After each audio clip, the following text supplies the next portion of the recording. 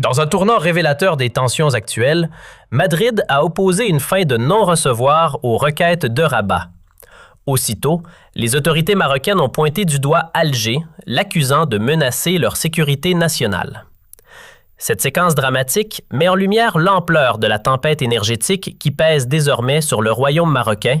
conséquence directe de l'entrelacement explosif des dossiers géopolitiques entre la Méditerranée et le Moyen-Orient. Selon plusieurs informations concordantes provenant de milieux espagnols et algériens, le gouvernement espagnol aurait officiellement prévenu Rabat par voie diplomatique que l'accès du Maroc au volume de gaz naturel liquéfié pourrait être sérieusement compromis. L'escalade des tensions régionales, combinée à l'interruption de certaines routes d'approvisionnement en gaz en provenance du Moyen-Orient vers l'Europe, risque en effet de réduire de manière significative la part disponible pour le Maroc. Cette situation a placé les usines de regazéification en Espagne dans un état d'exploitation maximale sans précédent,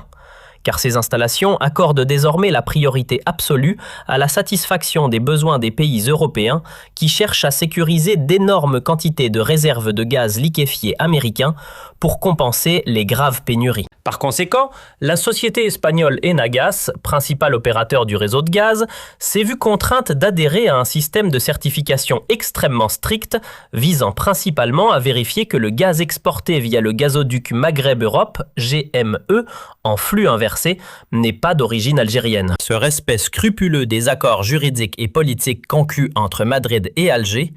interdit strictement l'accès du gaz algérien au Maroc, plaçant l'économie marocaine face au cauchemar d'une rupture d'approvisionnement. D'autant plus que le Maroc manque des infrastructures nécessaires, telles que des terminaux de regazéification, ce qui le rend totalement dépendant des installations espagnoles, qui ne sont plus disposées à sacrifier la sécurité énergétique de l'Europe pour satisfaire les besoins de Rabat. Cette impasse n'est plus une simple analyse médiatique, mais elle a été confirmée par un discours officiel et par des déclarations publiques de la ministre marocaine de l'économie lors d'une rencontre internationale. Elle a utilisé le terme de crise pour décrire la situation actuelle, un terme que tous les autres systèmes politiques de la région d'Afrique du Nord ont évité d'employer,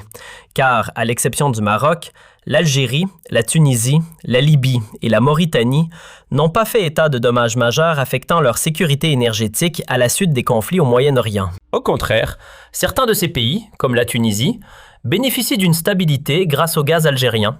tandis que le Maroc se retrouve aujourd'hui comme le seul pays de la région à souffrir amèrement et à se plaindre de son instabilité énergétique. Malgré les tentatives de l'appareil médiatique lié au Magzen de promouvoir l'idée que le Maroc a réussi une transition énergétique vers les énergies vertes et propres, les chiffres réels révèlent la fausseté de ces affirmations. La contribution des énergies renouvelables ne dépasse pas des pourcentages minimes, entre 3% et 7% au mieux, tandis que la dépendance totale et fondamentale demeure portée sur les combustibles fossiles et le gaz naturel. Le Maroc n'a réussi aucun projet véritable garantissant sa souveraineté énergétique loin du gaz algérien, dont les approvisionnements ont été coupés en 2021, ce qui a poussé Rabat à tâtonner dans la recherche d'alternatives coûteuses et peu durables, surtout face aux fluctuations des marchés mondiaux et à l'intensification des affrontements militaires impactant la navigation dans le détroit d'Ormuz et la mer Rouge. Les craintes majeures qui habitent les cercles de décision à Rabat proviennent du fait que le Maroc est devenu un otage direct des sanctions algériennes qui ont prouvé leur efficacité stratégique au fil du temps.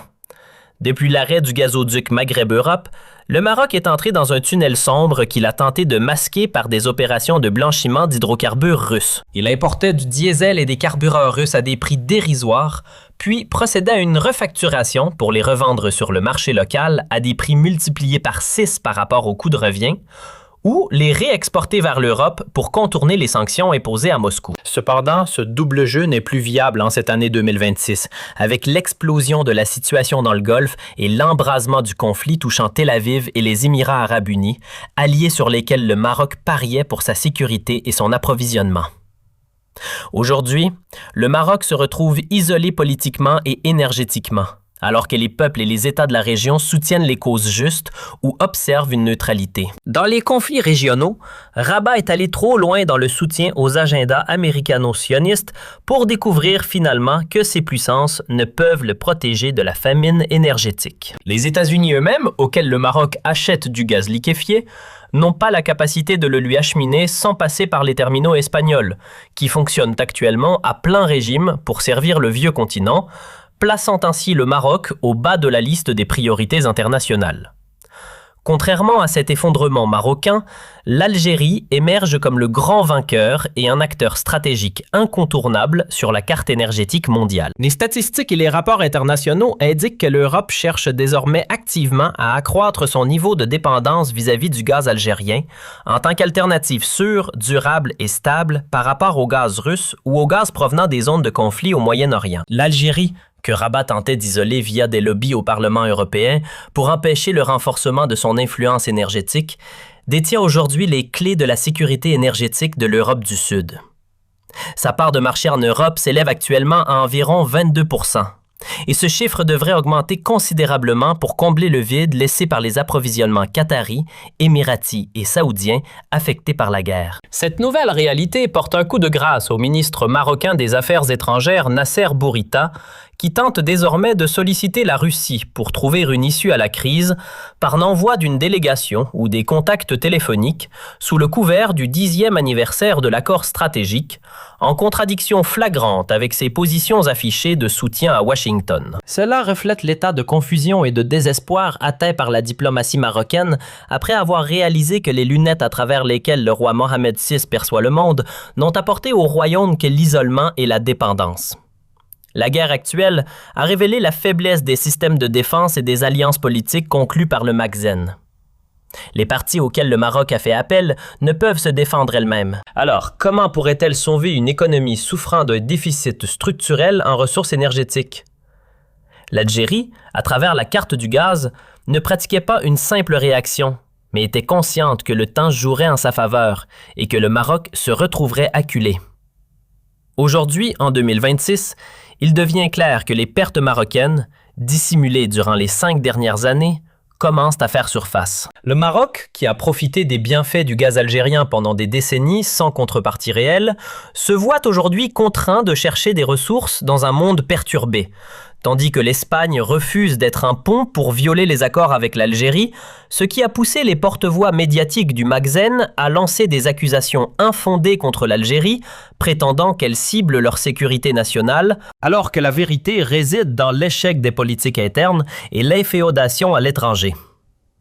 La crise aujourd'hui est réelle et profonde, et le Maroc est le seul pays d'Afrique du Nord confronté au risque de blackout ou de paralysie économique en raison d'une absence de vision stratégique et d'une hostilité injustifiée envers un voisin qui possède tous les attributs de la puissance énergétique dont le monde a besoin aujourd'hui.